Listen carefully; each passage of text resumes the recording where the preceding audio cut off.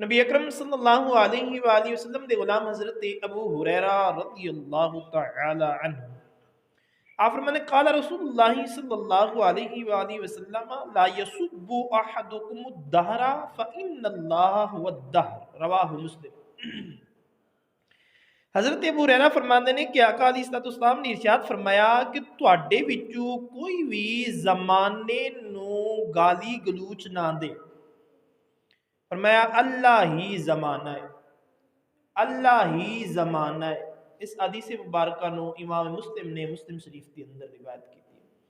پھر دوستو آقا علیہ الصلوۃ والسلام دے غلاموں عام روٹین دے اندر بیٹھیاں دوستو احبابہ دے اندر یا زمانہ بڑا خراب ہو گیا، استغفر یا رہی جو ہو گیا، زمانہ فلاں ہو گیا، زمانہ فلاں ہو گیا۔ حضور فرماتے ہیں کہ زمانہ اللہ تبارک و تعالی ہی ہے۔ زمانہ وہ خالق کی کائنات مالک کی ارض و سماوات ہے۔ فرمایا کوئی بھی تواڈے وچوں زمانے نو گالی نہ دے،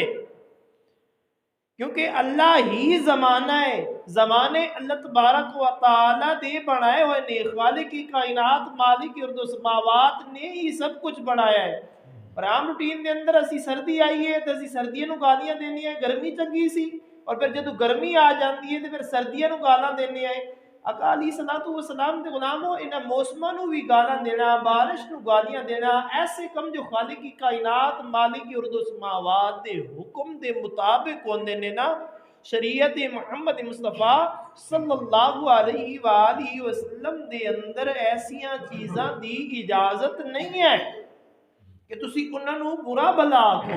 آقا علیہ الصلوۃ والسلام لہٰذا انہاں چیزاں دا خاص خیال رکھنا چاہیے،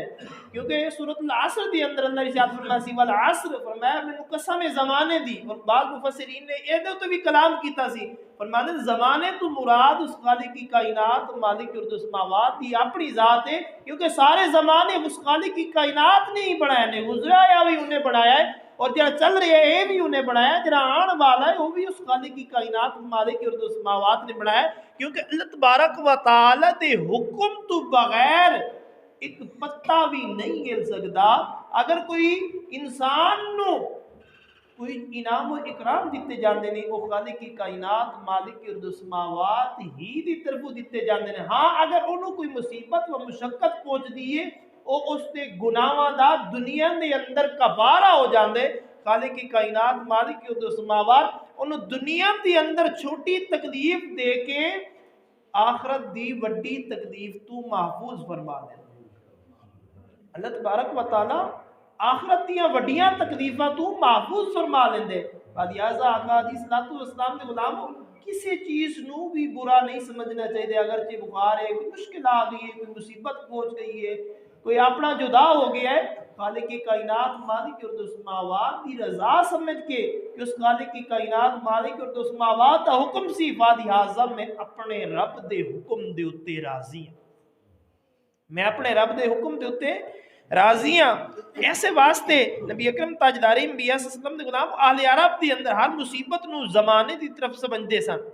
اس واسطے مصیبت جدو پڑتی سی تے زمانے دی شکایت کرتے سن، بلکہ کچھ لوگ تے زمانے نو گالیاں دیندے سن آقا علیہ الصلوۃ والسلام دی آمد تو پہلے، لیکن حضور آگے، دین آ گیا، روشنی آ گئی، لیکن انہاں والے عقائد آج کچھ ساڈے اندر بھی پائے جا رہے ہیں، لہٰذا انہاں چیزوں تو بچنا چاہیے۔ نبی اکرم تاجدار انبیاء صلی اللہ علیہ وسلم نے ارشاد فرمایا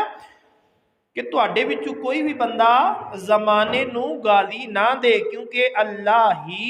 زمانہ ہے، فَإِنَّ اللَّهَ هُوَ الدَّهْرُ، بے شک اللہ ہی زمانہ ہے۔ دعائے خالق کی کائنات مالک ارض و سماوات تو مینوں اسی سارے نو عمل دی توفیق عطا فرمائے۔ وما علینا الا البلاغ المبین۔